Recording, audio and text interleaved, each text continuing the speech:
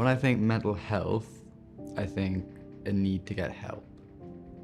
But then when I think of well-being, I think of that is the help. One thing that always springs to mind when I think about mental health is the fact that, regardless of my own experiences, I don't see many men, specifically of my age, that speak out about it.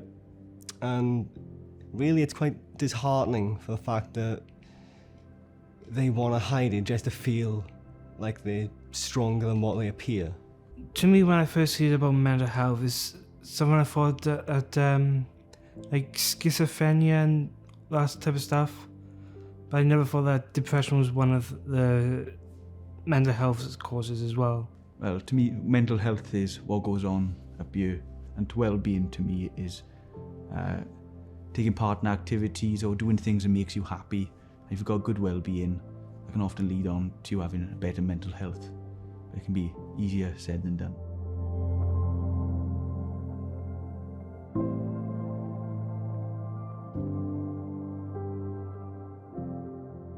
You know, I have had like difficulties in the past with certain situations that I've been faced with. And from that, I did kind of spiral into something similar to DID, dissociative identity disorder. It was very scary, really. So, but luckily enough, I did find someone who helped me get out of that space. And to this day, I still thank them for everything they do. But when I was in primary school, I was bullied a lot. It made me feel upset and insecure. I was quiet, and I would stay out of conversations. I've suffered with my mental health in the past, and that's still ongoing. It probably started when I left school, really when I was 16. As time's gone on, I've realised that this is probably with me for the long haul, but I do things that makes me happy and things that improve my well-being and mental health. I was a very troubled kid. I didn't have no one. I got in with the wrong crowd. Thought doing drugs and things like that was the right way. But I had a hard upbringing. No role models around for me. I had to find my own way, really. Nobody believed in me. Everybody thought I'd end up in jail, fighting all the time, doing loads of bad things. My mum has gone through a lot of stuff, so I would grow quite anxious. So I wouldn't kind of know when is this going to happen again. But usually it'll only happen if something like really stressful happens. And then that just kind of dragged on for a while, and it really wasn't healthy. Growing up, I was like quite shy and quiet in school and stuff, so I think that led to like people taking advantage of the bullying, the name calling. That started first, then it went like the physical fighting side of it, and then growing up when I got about age of 10, 11, that's when I obviously found my mother had cancer. So I was dealing with all this stuff where I didn't know what it meant. And I think, I didn't want to talk to my father because he was dealing with the pressure, obviously my mum, and I thought I couldn't confide in him because I didn't want the added pressure on his shoulders as well. Especially at a younger age, you think that I could put a time frame on it. By this age, I'll be fine. But unfortunately, for me anyway, that's not how it worked. And I'll go through periods now where I'll have 3 weeks where I'm really down, sad, and I don't know why. And then for 6 weeks, maybe 6 months, sometimes I'm on top of the world, really happy. And it's like I think it's like a black cloud, really. It can be where everything's sunny, and that black cloud comes over. And when that comes over, even if it's literally sunny outside, everything seems a little bit darker and a bit unkind, really.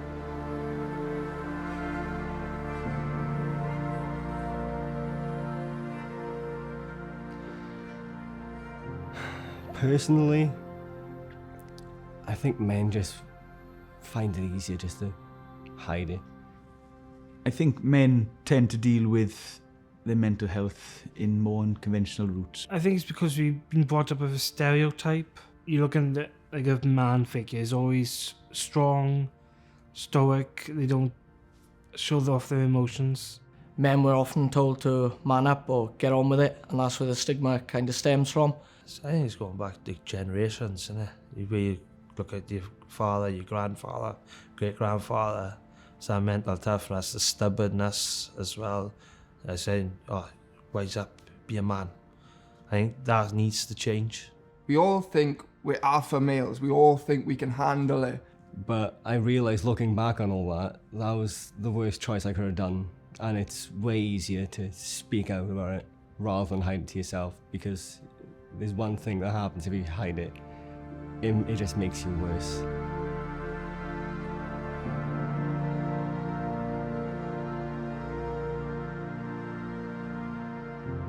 Even though I was in like sports teams and stuff, some of the bullies and that thing sort of affected me into my sports life as well. I was quite lucky in the aspect when I got to like comprehensive school where I had a teacher I can rely on and trust. Trying to find what's right for you. There is no right or wrong answer.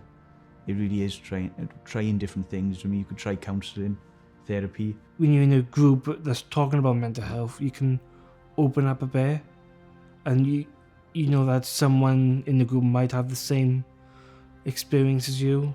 It could be an arts and crafts class, it could be a drama class, whatever it is. Equipping them with the tools really to spot these things. If you can't go to a group, I understand that. If you were scared to go to a group and anxiety and things like that, I would just say reach out to a friend or family member around you that you can proper trust. Realistically, and I might get battered for this, I think every school should have a mental health or well-being officer. If you put a child in a setting where they say, look, if you need mental health support, put your hand up now, or come to this room at this time, more often than not, you're not going to get anyone come through the door. People don't want to say, look, I'm struggling, I'm not okay. So they just need someone other than the day-to-day normal staff to speak to and know will be held in a confidential space and they will be supported.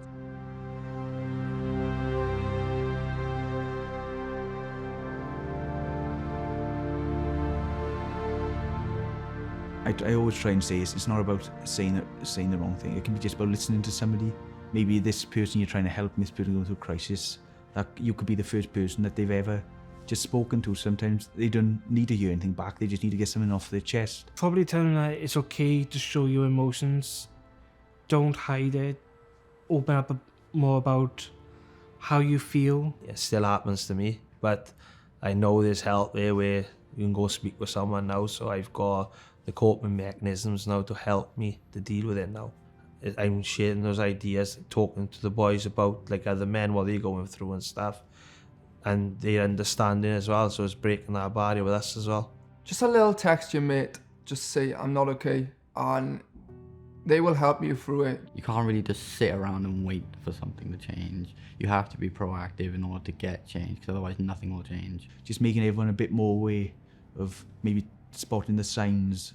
Is someone acting differently for a couple of weeks than they have for the previous 6 months? Mental health is a beast and it can get hold of anyone. So it's down to people like us to step out and say, it's okay not to be okay. It's okay to have a couple of tears. I'll put an arm around you if you need it, and just speak to each other openly. I know it's hard, and it's that first step, I think that's the toughest. Schools and everyone in general can always do more. I can do more for myself and help other people. So I think everyone could do more.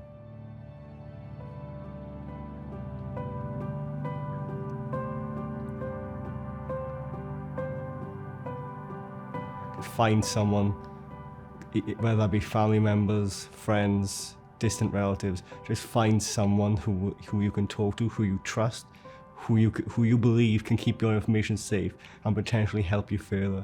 I'd say take your time, because I think at a young age the world seems like a big scary place sometimes. I think there's pressure to maybe earn so much money or to get a certain job, but that's not how it works. You need to do what makes you happy, what you feel comfortable with, and eventually everything will work out. Just talking to somebody can bring off a massive weight off of your chest compared to just keeping it to yourself. Because you're not the only one out there. Nearly everyone is struggling underneath, and we all put masks on to hide our actual mental health identity. I think my message would be, if you ever have dark thoughts, or if you're feeling down, don't be quiet about it. Tell someone. I'd say speak out, and sometimes that may not be easy. Speak to your family, speak to your friends, speak to someone you trust. When I spoke to somebody the first time, about my mental health, I was always a bit sort of afraid, because I thought, this is not happening to me really. It's always somebody else. Just be open and honest as you want to be with somebody. There's no pressure to do anything or to say anything. You just gotta to speak with people. Don't be afraid. Don't be. I was scared and shy and quiet in school. Don't be. Try and see someone you feel you can trust. Confide in them. Even if it's the little things, first build that trust up bit by bit and then let it out to them. Don't be scared.